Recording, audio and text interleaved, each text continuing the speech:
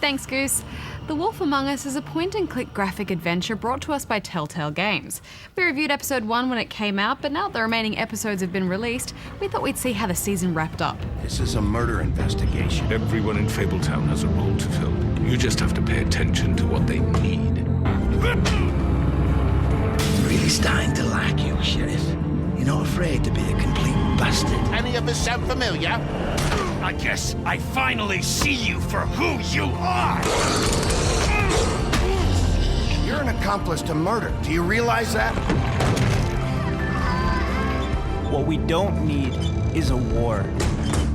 The Wolf Among Us is set in the universe of the Fables comic book series and follows the stories of popular fairy tale characters who have fled to the real or mundane world. They used to call me the Little Mermaid. They now occupy a small, dingy part of Manhattan and are just trying to make ends meet. I want to help you, okay?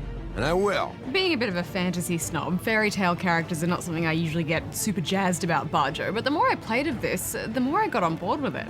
From those stylish opening credits to the dark grittiness of these character interactions, it all manages to faithfully recreate the world of Fabletown while wrapping you up in a unique film noir mystery. Episode 1 ended with a huge cliffhanger, so it was easy to get back into Bigby Wolf's detective shoes to chain smoke our way through the solving of this murder investigation. She'll kill ya. Fable characters are dying, and it's up to Bigby to figure out who is behind these brutal killings. You don't want to see this.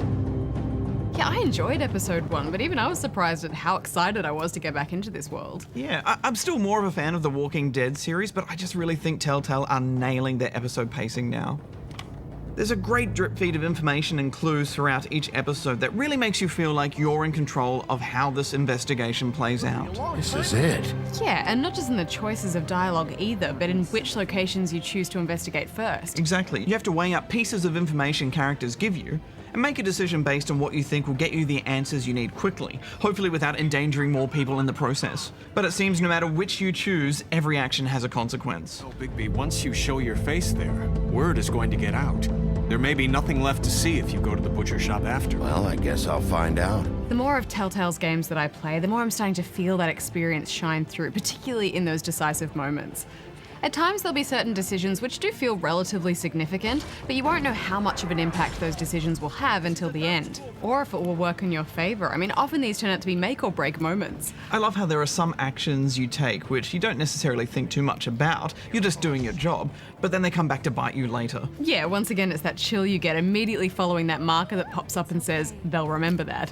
You just think, uh-oh, what have I done? Yeah, and it all ties in so nicely to this world of desperate characters who are all in bad situations too. Because people are likely to act out of desperation, betray you out of fear, and trying to anticipate who is truly going to help you isn't easy. You know me.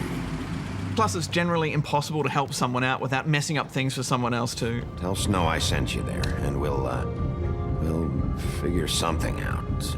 Some kind of protection. The voice work and character animation is top-notch, I think. I'm tired of sitting around. I'm not going to be an errand girl for Crane anymore.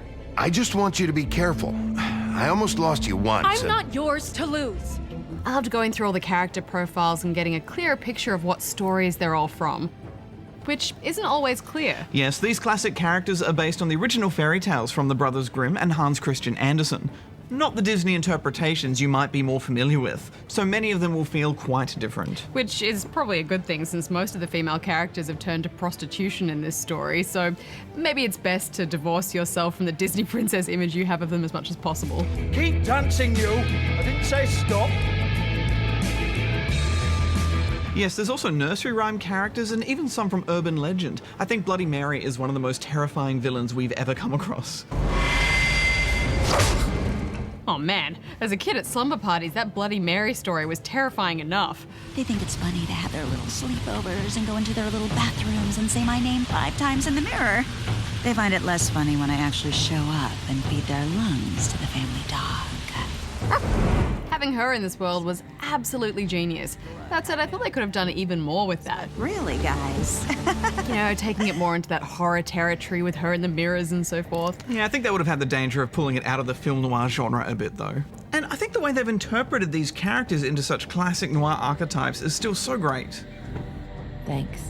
I agree. The locations, the characters, they all fit those gritty themes so well. Though I still find it a bit jarring when the fairy tale aspect throws a frog or a pig into the mix. Do you guys have like a plan or something? Amazingly though, these characters are often the ones you feel for the most.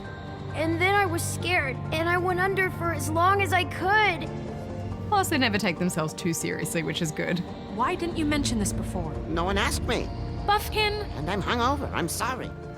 I think I'm a little bit in love with Snow White. She's such a great character. She has both strength and vulnerability. You really believe she wants what's best for the town, and it's so interesting seeing the change she goes through in order to do what it takes to make that happen. All right, let's just look on the bright side. Yeah, I loved her too. And, you know, when talking to Snow, the romantic in me really wanted her and Bigby to get together. I've never seen you like that. So often I'd want to choose the dialogue option that I knew would please her the most. You know, like when you try and get people to sleep with you in Dragon Age. Yeah, just like Morrigan. Spent the whole game romancing her, and we finally did the deed, and then never again. That was it. I think we're done here. Done before you started, in fact. But it's more complicated than The Wolf Among Us because these are complicated characters. But quite often I just didn't agree with the decisions Snow wanted to make, and it stung when I saw her disappointed expression when I went against her, but then it felt so good to play Bigby as authentically as I saw fit. I'm hiring you as the business office's newest witch in residence. Bigby! I was so impressed with how all these decisions played out in the end, and it made for some of the most interesting player stats ever. I absolutely love going through and comparing my decisions with other players at the end of each chapter. It's fascinating social data, isn't it? Yeah, absolutely. We reviewed this on PC, and I did encounter a game-crashing bug right at the climactic moment of the game, which was devastating. I also felt there was a bit of a cumbersome approach on the few occasions you actually took control of Bigby to walk through an area. Well, here we are. Often it just seemed a bit pointless, like walking down a corridor, and there was no fluidity to the movement. But overall, I was impressed. I think they wrapped this up nicely. And definitely left it open for the possibility of a second season, which is exciting. In fact, I wish I had it right now, which is a good sign. What are you giving it? Well, more and more, I'm falling in love with Telltale's storytelling. I just think they build tension so well and draw you in instantly, so you want to find out what's going on with every character. I love this. I'm giving it 7.5. This game has been consistently well executed throughout, in my opinion. What did you uncover? I love the way it made me agonize over my choices, which is what makes these kinds of games so thrilling. I'm giving it 8.5 out of 10 rubber chickens.